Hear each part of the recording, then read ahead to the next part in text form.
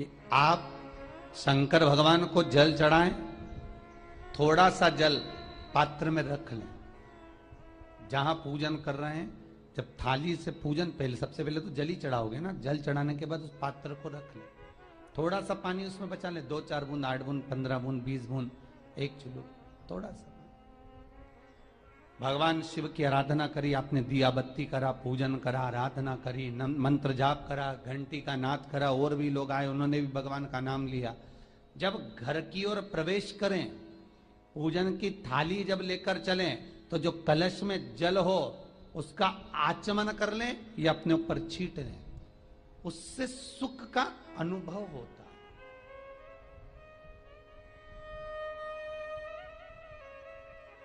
स्कंद पुराण कहती है मनुष्य के जीवन के दुख को समाप्त करने में जल की परिभाषा प्रबल है। फिर निवेदन करूंगा, कहीं जाकर मत रोइए, कहीं जाकर मत कहिए कि आपको तकलीफ क्या है। ना रिश्तेदारों से, ना नातेदारों से, ना कुटुंब से, ना कबीले से, ना अपनों से, किसी से नहीं कहना कि दुख क्या है। बस इतना करना कि किसी मंदिर में अगर पूजन करने जा रहे हो, आप जिस पाठ को कर रहे हो, जो पाठ आप करते हो, हमें ये भी नहीं कहना कि तुम शंकर का पाठ करो, हम तो ये भी नहीं कहेंगे कि शिव कवच करो, हम ये भी नहीं कहेंगे कि तुम हम बताएं वो वाला पाठ करो। तुम तो जो पाठ करते हो, तुम जो स्मरण करते हो, जो तुम मंत्र जाप करते हो, जो तुम नाम जाप करते हो, तुम्हारी मर्जी, तुम जो जपते हो, बस उस जप के समय पर कटोरी में, गिलास में, तांबे के पात्र में, पंचपात्र में जल हो, और उस जल का आचमन, उस जल का सींचन दुकान पर, घर पर रोज करना प्रारंभ कर दो। आधे से ज्यादा तुम्हारी तकलीफ, आधे से ज्यादा तुम्हारा कर्जा, आधे से ज्यादा तुम्हारा दुख तो भगवान यूं ही समाप्त कर देगा, यूं ही।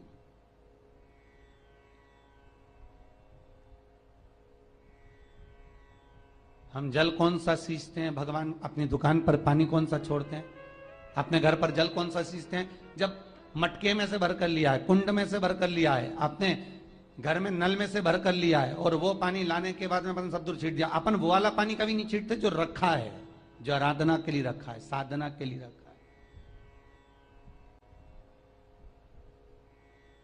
जो भगवत स्मरण के लिए रखा है, हमने वो नहीं छीटा। हम तो भरकर लाए और छीट दिए।